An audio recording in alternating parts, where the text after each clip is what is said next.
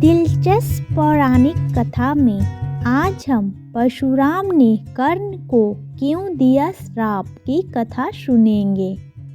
कर्ण जन्म से क्षत्रिय था, पर वह रथ चालक के घर पलकर बड़ा हुआ था, इसलिए वह गुरु द्रोण का शिष्य नहीं बन पाया, क्योंकि वे सिर्फ क्षत्रियों को शिक्षा देते थे।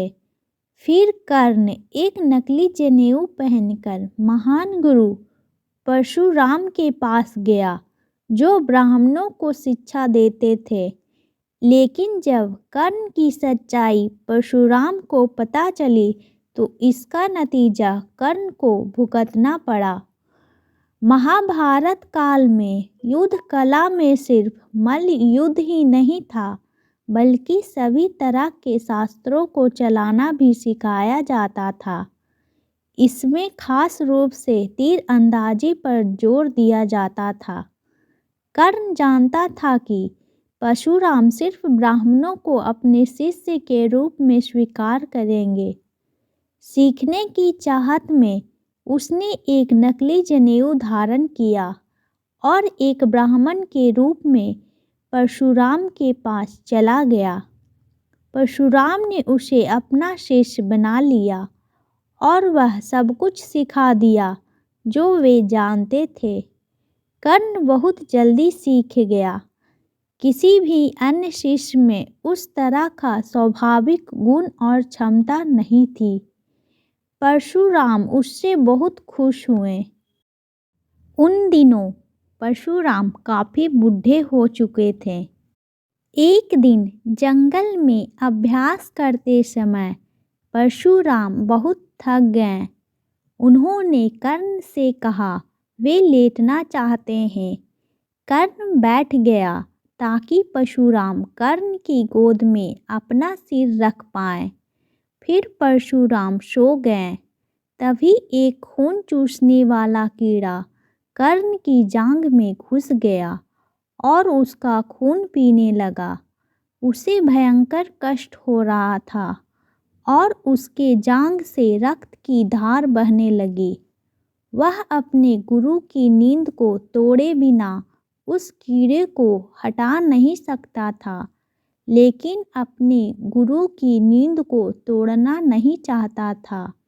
धीरे धीरे रक्त की धार परशुराम के शरीर तक पहुंची और इससे उनकी नींद खुल गई।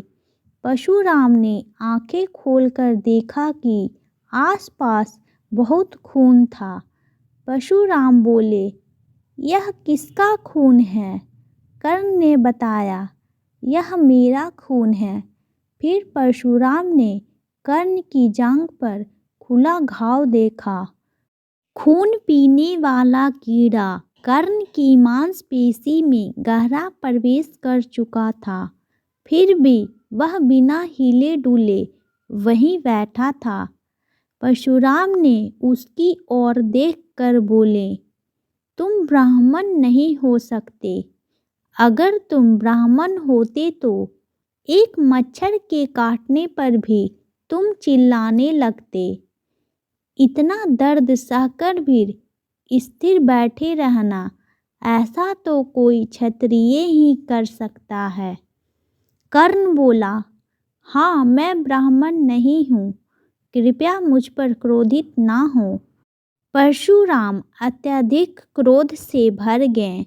वे बोले, तुमको क्या लगता है तुम एक झूठा जनेऊ पहनकर यहाँ आ सकते हो और मुझे धोखा देकर सारी विद्या सीख सकते हो? मैं तुम्हें श्राप देता हूँ। कर्ण बोला, हाँ, मैं एक ब्राह्मण नहीं हूँ, पर मैं क्षत्रिय भी नहीं हूँ। मैं सूत पुत्र हूँ। मैंने बस आधा झूठ बोला था। परशुराम ने उसकी बात सुनी।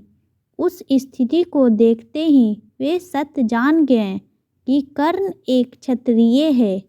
वे बोले, तुमने मुझे धोखा दिया है।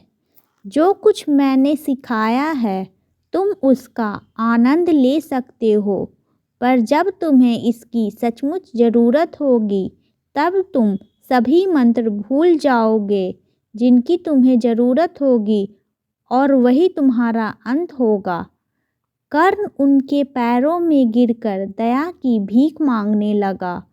वह बोला, कृपया ऐसा मत कीजिए, मैं आपको धोखा देने की नीयत से नहीं आया था।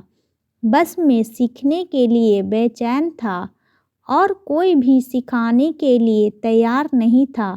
सिर्फ आप ही अकेले ऐसे इंसान हैं जो किसी ऐसे को सिखाने के लिए तैयार हैं जो कि क्षत्रिय ना हो। परशुराम का गुस्सा ठंडा हो गया। वे बोले, लेकिन फिर भी तुमने झूठ बोला। तुम्हें अपनी स्थिति मुझे बतानी चाहिए थी। तुमको मुझसे बात करनी चाहिए थी, पर तुम्हें कभी झूठ नहीं बोलना चाहिए था। मैं श्राप वापस नहीं ले सकता, पर मैं देख सकता हूँ कि तुम्हारी महत्वाकांक्षा राजपाट पाने या शक्तिशाली होने की नहीं है। तुम सिर्फ यश चाहते हो और तुम्हें यश मिलेगा।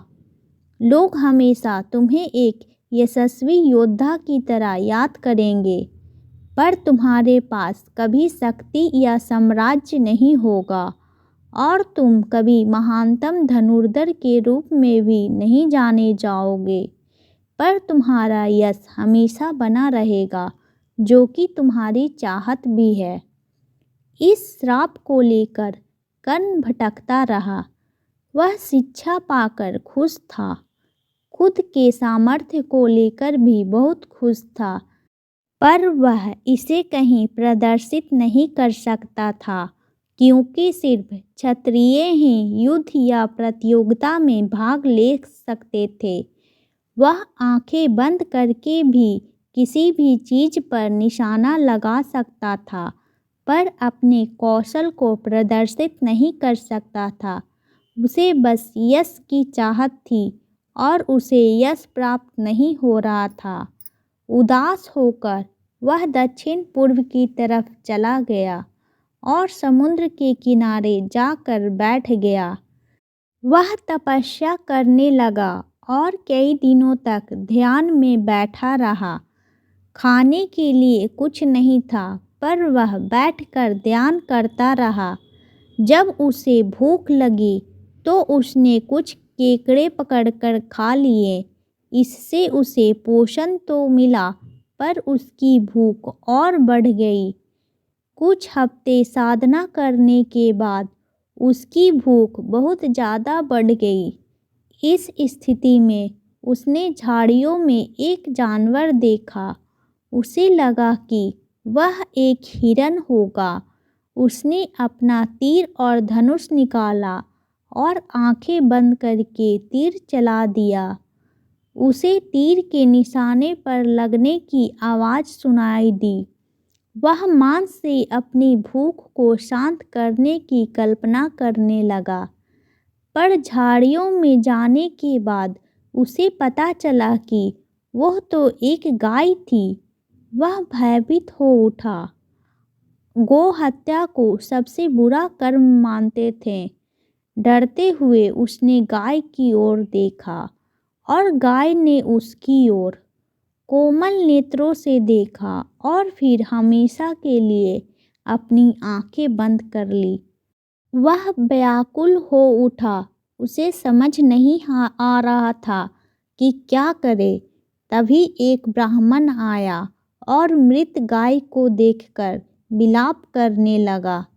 ब्राह्मण बोला, तुमने मेरी गाय को मार डाला। मैं तुम्हें श्राप दूंगा।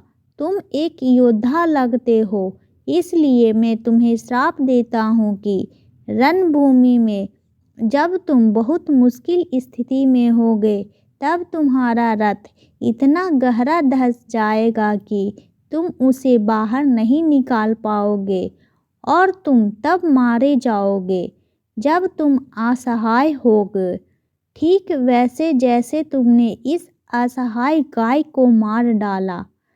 कर्ण उसके पैरों में गिरकर बोला, कृपया क्षमा करें, मैं बहुत भूखा था। मुझे पता नहीं था कि वह एक गाय है। अगर आप चाहें तो मैं आपको 100 गायें इसके बदले में दे सकता हूँ। ब्राह्मण बोला, यह गाय मेरे लिए बस एक जानवर नहीं था, यह मुझे सबसे अधिक प्रिय थी। मेरी मृत गाय के बदले दूसरी गाय देने के इस प्रस्ताव के लिए मैं तुम्हें और भी ज़्यादा श्राप देता हूँ। दोहरे श्राप के साथ कर्ण आगे बढ़ा। उसे पता नहीं था कि उसे कहाँ जाना चाहिए। वह धूल के एक कण पर भी अपने बाणों से निशाना साध सकता था, पर इसका फायदा क्या था? वह क्षत्रिय नहीं था। कोई भी उसे प्रतियोगिता में शामिल होने नहीं देता।